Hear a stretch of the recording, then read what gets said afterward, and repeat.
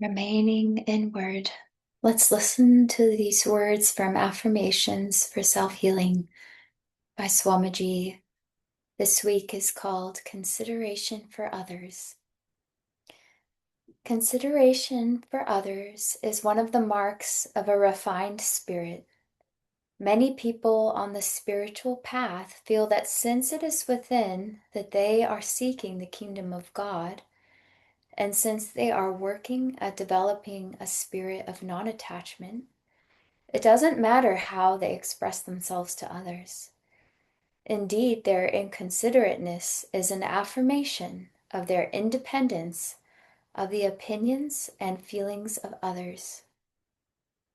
If God is pleased, they tell themselves, what matters the displeasure of man?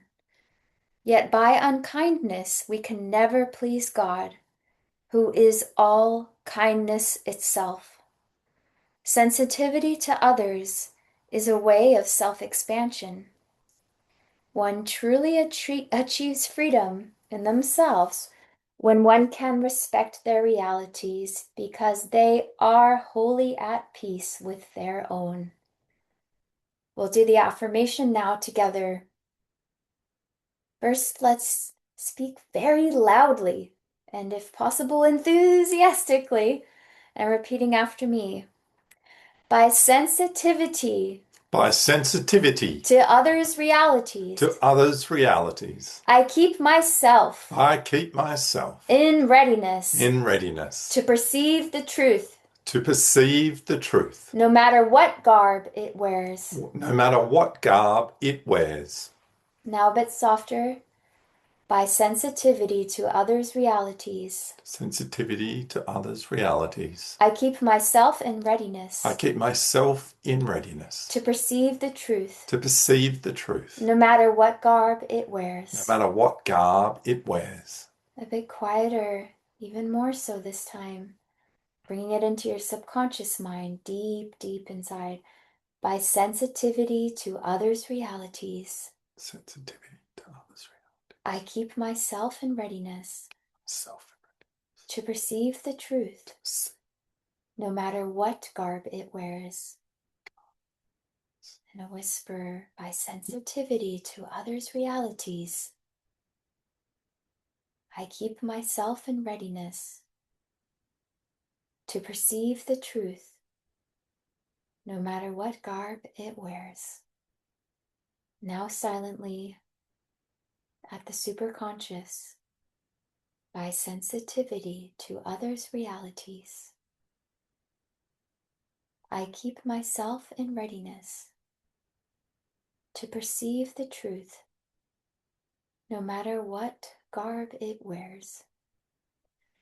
And now feeling this prayer, as each word is read, consciously sending it out from your heart to God. Divine Mother, I worship Thee in all Thy forms, both ignorant and wise. Finding Thee within, may I behold Thee enshrined in omnipresence. Peace. Amen.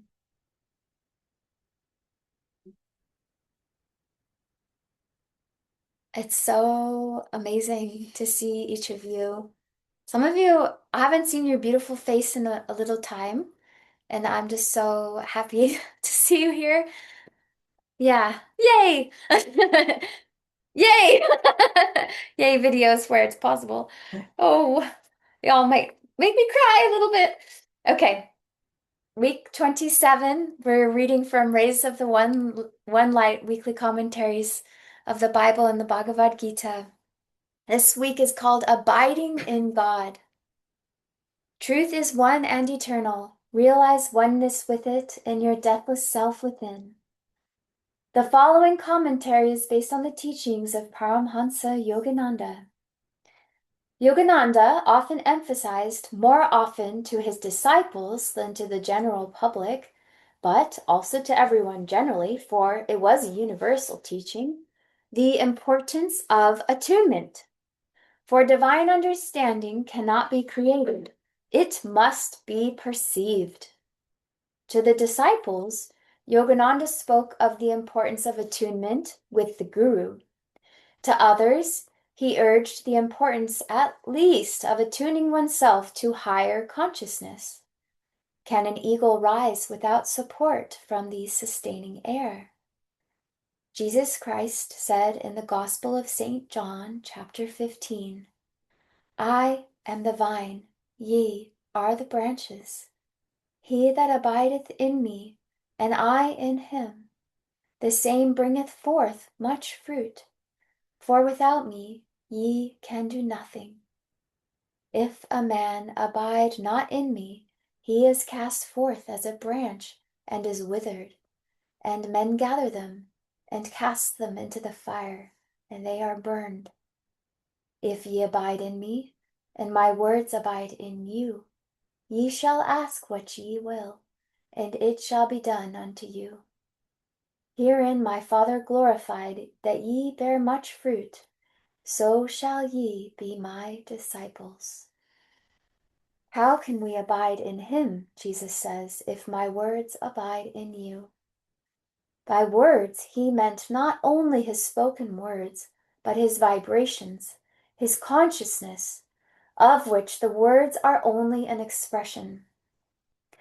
We must abide by the teachings, but we must also absorb those teachings into ourselves, that they become our own experience.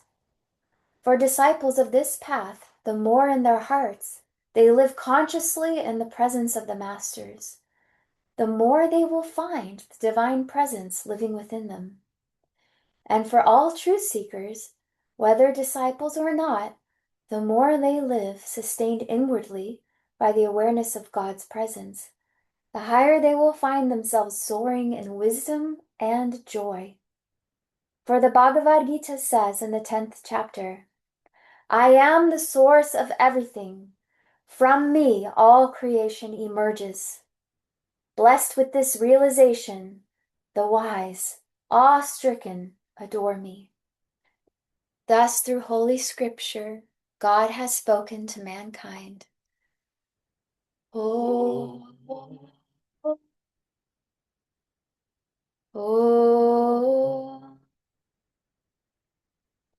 oh.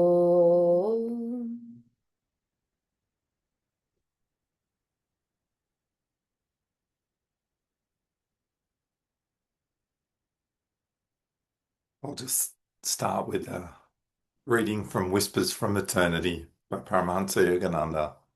This one is Satisfy My Soul Hunger. O all-pervading Spirit, the breeze, thy inspiration, has removed every cloud from my heart. The firmament of my mind is now clear. Purified, I behold only thee everywhere. The sunshine of thy joy spreads rapidly to the farther shores of my being. After long ages of hunger, I feed on thy lights.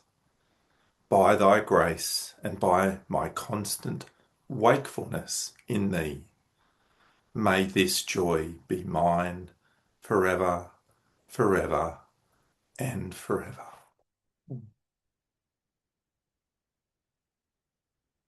Wow. I shall just repeat what a joy it is to see everyone online. What an amazing opportunity. We're very blessed that we were in at this centennial event and we got to catch up with John and Tulsi and to see many, many great souls in person and what an opportunity. But I'm going to tell a bit of a story because it's a little bit related in abide. What does it mean to abide in God? Anyway, so we went to all these amazing talks. There were 3 a day. And every time we turn up, and probably without fail, every time there was a momentous pause or an emphasis on something, in a crowd of 700 people, someone's phone would ring. Oh, that's funny. And everyone would be like, and you could just see everyone sitting there not condemning because everyone thought in this day and age it is so possible that I've either not flicked the right button, not pressed the right thing, not turned myself off. And anyway, nearly every time before everyone started, could you please just turn your phones on silence? Then it became, could you please make sure that your phone is in airplane mode? Mm.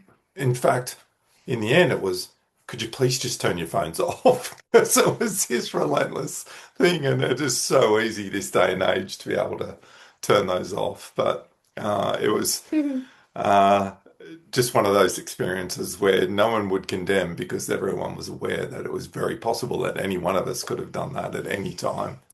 And a part of that was we're in this an amazing um, environment where every step you took was like living in a small community. Every step you took, someone would bump into you. And so you might have even had this intention, I'm going to go and do energization outside the temple before we go in and do our meditation. And then next thing you know, you'd find someone that wanted to chat and then it all expanded out. So it was very easy to have the intention to turn your phone off, but it was intentions were Or show up on wonderful time. to show up on time. So let's start with, what does it actually mean? What does it mean to abide in God? I thought, well, what's the opposite to that? What are we doing then if we're not abiding in God? What does that look like? And the not abiding in God is in that world that we live in. And I've used this analogy before, but living in God is like homeostasis. Everything in its wonderful natural force, everything outside of that is a disease. And we ultimately live in that disease. We live in this spectrum of twos and fros, the pendulum that we all talked about, the waves of the ocean. And that homeostasis living in God is that God is essentially everything and all.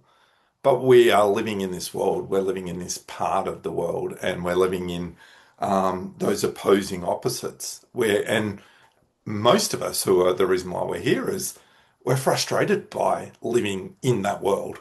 We're living in that world where we don't get satisfied. We don't get satisfied through achieving those things. They don't last long enough, or they last, but then we have to deal with the pendulum on the other side. We've done the joy, and then we've done this.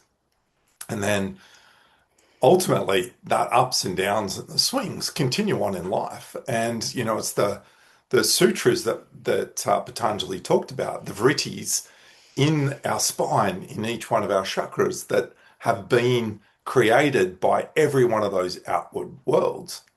And so what does it actually mean? What are the tools that our line of gurus and our guru and Swami Kriyananda gave us to live in? How do we live in those worlds? And one of the themes and one of the things that come through is this um, knowing what parts. So our tools to live are our mind and our heart. That's our emotions. We've talked about our emotions. If we defend them in a worldly manner, we're basically just essentially giving our mind, the brain, the thought, the process to defend every part of our actions.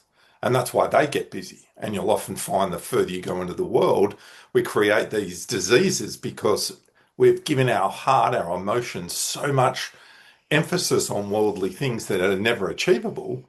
But if they're never achievable, imagine what we're doing to our poor mind. And so our mind is constantly thinking. And so our mind, from as far as this tool, what is the tool meant to be like? What is the tool? Well, Swami spoke about the mind, and Yogananda spoke about the mind as the ability to take in truth and then use our mind to determine when and how to use that truth. And our heart was to understand that truth and then give it. It is the heart's job, as Swami Sri Yukteswar says, without one, you can't take one step in front of the other on this spiritual path without the love of the heart. So what does that mean? What does that love of the heart actually mean in this? And Swami gave this beautiful analogy, and you've all probably heard it before. But if you look at a river or a creek, there'll be on the outside of the creek, there'll be these vortices, and they're described as being like our chakras. They're being like those vrittis that we do all up and down the spine. But if you go down to where the river becomes strong, or the creek becomes a river and it's strong, and you have this huge volume of the vrittis actually just get destroyed. They have no choice. They can't sit on the banks of the river. They just get taken in. And what's really important about that is that river is love. That river is the love for God. The only thing that really God wants from us in all things is love. And there was an important element to the affirmation that came in today, which was, you know, we as humans, or even on this path, and even under the title self realization, think that we do need to go inward, but it's all about being inwards, and it doesn't really matter what happens outside of that. But if we expand on the fact that God is in us, that means God is in everything. So therefore, we have to show that love for everything. We don't have to condone or be a part of the worldly activities that are in there, but we have to build that stream so much that we can't attract those vortices. Again, we want to get rid of them. We want to suck them up. And that is developing that love in all that we do. And it's so interesting that when we develop that love for all things, develop that love for all activities, it stops the pendulum. That pendulum is that river. That pendulum is God. That pendulum is the guru. And the vortices, either side, depending on how much we get involved in them, they've got to swing one way or the other. And that's the movement that we're constantly in when we live in this world. And that comes back to the number one fundamental of abiding in God is living even mindful and cheerful. That is living in that center, finding joy in all things. Now, that doesn't mean something bad's happened and we sit there and laugh and giggle, but it's knowing that everything that happens to us and every opportunity when we live in God is getting rid of those vrittis. We celebrate those. We learn to know that that is the opportunity to grow. There's not one thing on this planet that you don't grow without a little bit of pain. Like you don't go to the gym and sip tea and drink sweet drinks and think that you're going to get strong. It just doesn't work that way. The world doesn't work in the way of being able to do that. We have to work in a way of accepting everything that comes our way as it helps us grow. Yes, we create it if we live in the world. Once we come inward, everything that comes to us is strengthening our being, strengthening our resolve, getting rid of those vrittis and accepting them. That is living even mindful Minded. and even minded and cheerful under all circumstances. It's living in the center of that pendulum. Um, and, the other part about it is when we do that, we have the ability to stop the noise, where those pendulum parts are the noise that we live in. And what's important about abiding in God is also abiding in the Guru. And Swami talked about a story when I think he was kept in Los Angeles, in Mount Washington, and Master went down to Encinitas and was giving a talk. And he actually spoke to a group of disciples and said, "Look at how I've changed Walter." And His name was Walter for Swami. Walter for Swami was what Master called Swami. And he went, "Yes, you're right. It's not me that's changing. I'm not changing me. What I'm doing is getting myself out of the road. I'm getting myself out so that the guru can change us." That's abiding in God. And that's where Jesus said it. He said, "But as many as received him, to them gave he power to become the sons of God." Whoever received me, meaning I'm going to get myself out of the road. It's that lesson, not of learning, it's of unlearning. We've shrouded ourselves in this darkness of living in the world. Every worldly thing we do creates a shroud over us. It creates a veil of not allowing the light in. And I'm going to quote Swami from a talk that he did because it's really important. You just spoke about what happened when Yogananda said, look how I've changed Walter. And then Swami wrote, it said really clearly, he said, you don't have to change yourself. You have to make the effort to open yourself. He will do the rest. His grace is always there looking for openings. I'm going to say that again. You don't have to change yourself. You have to make the effort to open yourself. He will do the rest. His grace is always there looking for openings. That's not just the grace of the Guru, that's the grace of God always there. Unconditional is the word that you would put around that. We just have to get ourselves out of the road, trying to center that pendulum. The way we do that is to live even-minded and cheerful.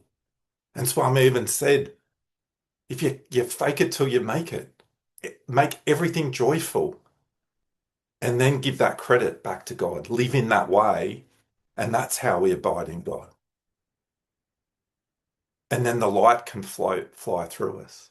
And I'm going to finish with just one more little gold nugget. And I know most of you came and watched the talks, but Jyotish said something really interesting,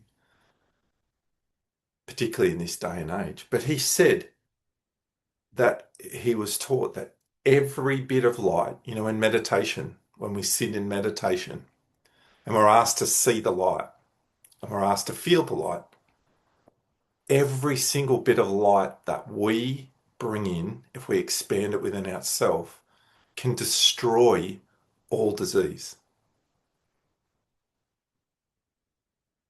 It has that power, every single bit of light.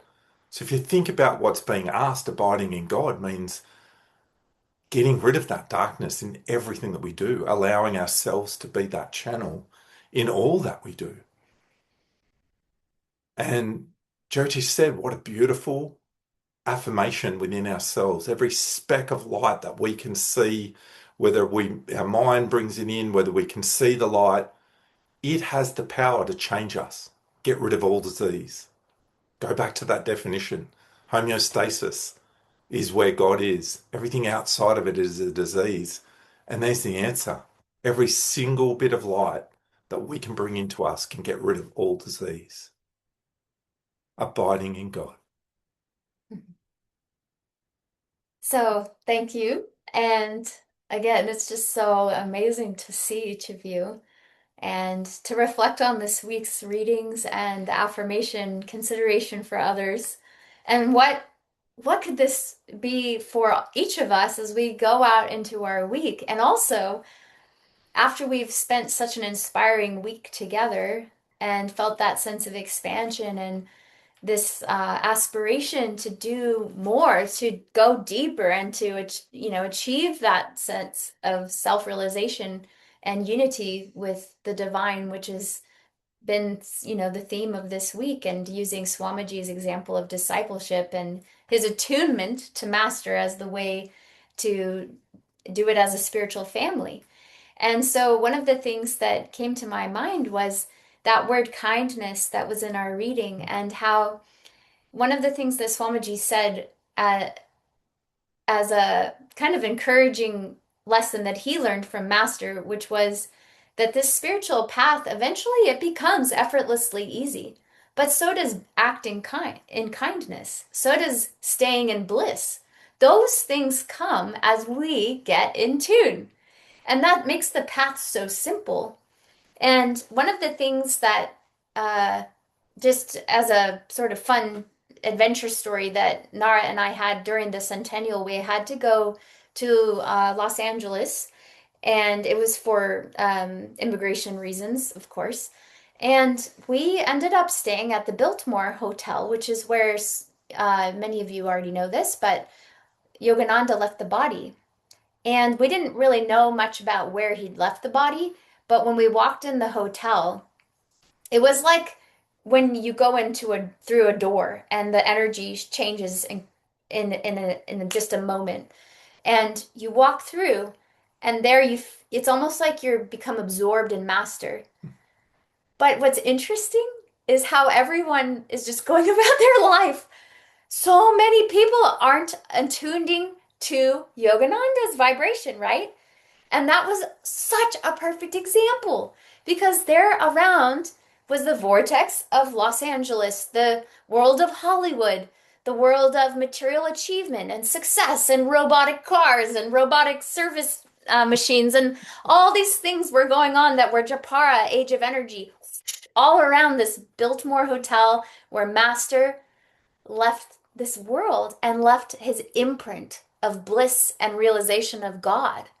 And when you walk in, if you are attuned to the divine search, I won't even say just Yogananda because we all know he helped souls wherever they were at if they were interested in, as we just read in this Rays of the One Light, ready to receive that consciousness. So that can be anyone, even those who don't think of themselves as a disciple, but they're just aspiring, as we read, to reach a higher consciousness. And there's people in there that they love their jobs. They've been working there for 30 plus years.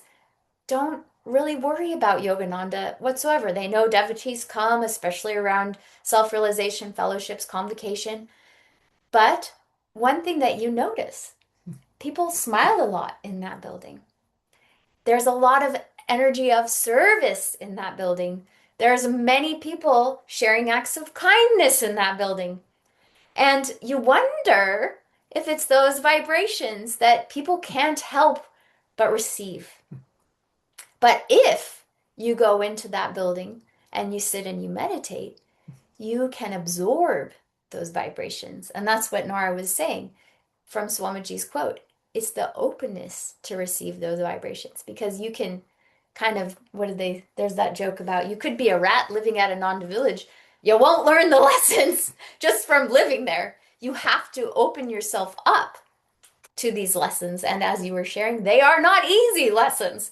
And they will test you again and again and again. And as we know from St. Teresa of Avila, that story, oh, being thrown around in the river. And then Jesus appears to her and she's like, is this how you treat all your friends? And he's like, yes. And she's like, that is why you have so few. And isn't that true? Like we are all up for the challenge, but how many people keep picking themselves back up and keep returning to that lesson?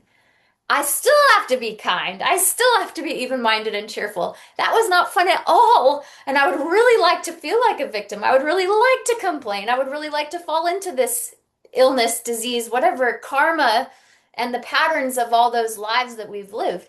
But the call to action that we have from our guru and the examples that we have from Swamiji are to keep reaching higher, to keep going to God, there's a beautiful chant that it's been going through my mind, especially yesterday and today, and it's, I'm determined no more to want to play. I'm determined no more to play.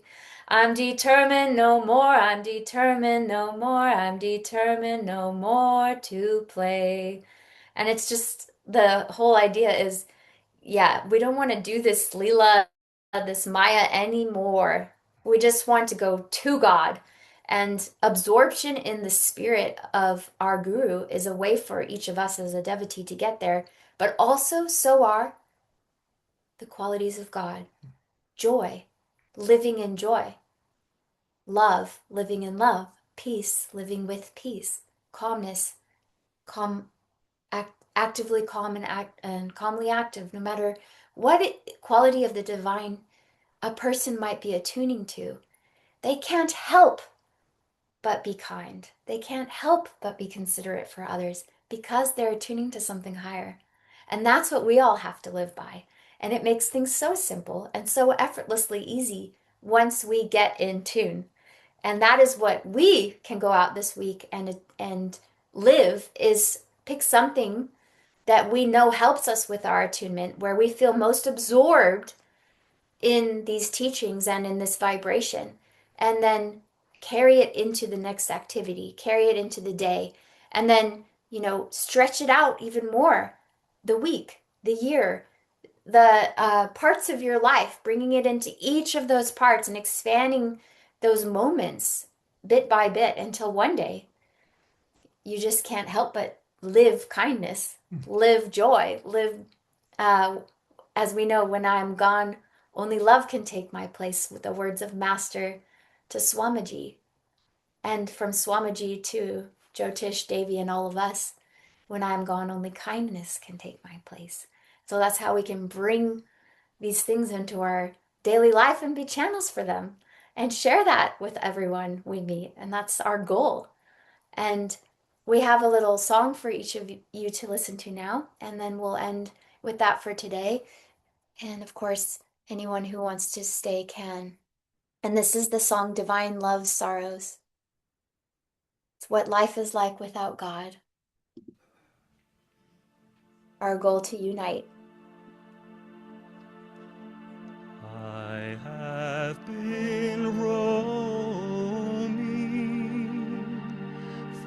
forsaken by thee, who hast seen me groping,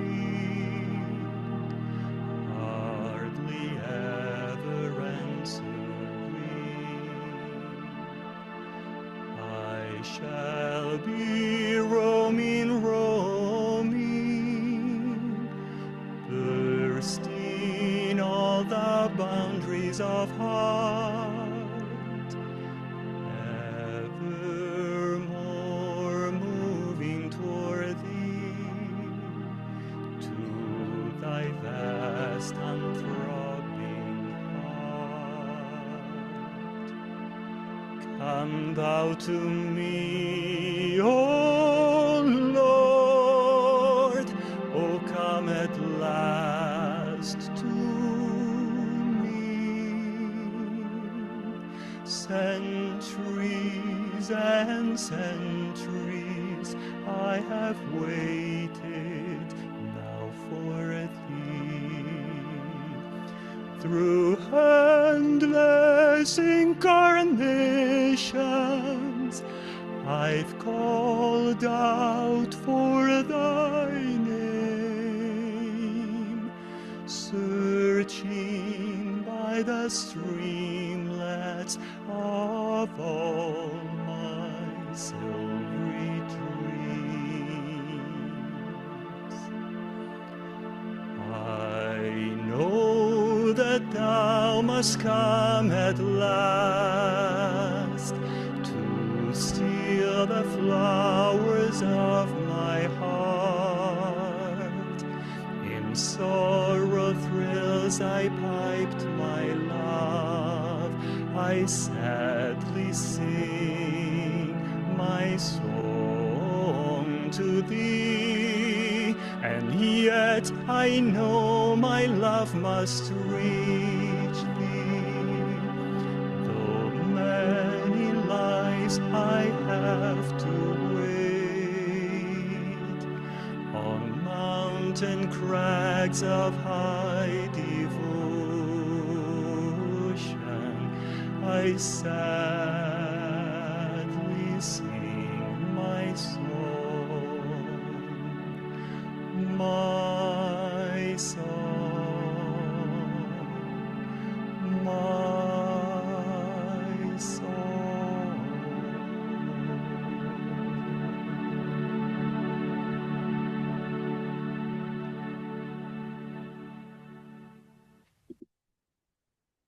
Let's just take a moment to send our rays of peace and harmony, sharing this vibration of Om with the world. Om. Om.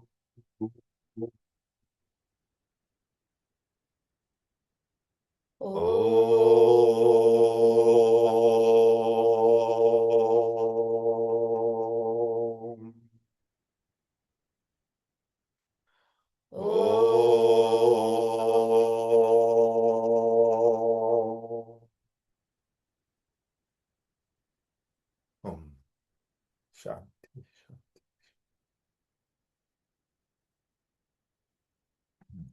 Thanks again, everyone. Just undo the